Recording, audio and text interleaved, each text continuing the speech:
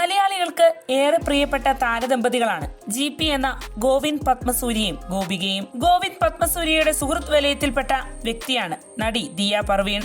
GPയുടെയും ഗോപികയുടെയും വിവാഹത്തിന് മുൻപ് താൻ ചില പ്രവചനങ്ങൾ നടത്തിയിരുന്നുവെന്നും അത് അതുപോലെ തന്നെ സംഭവിച്ചുവെന്നും അടുത്തിടെ ദിയ പറയുകയുണ്ടായി.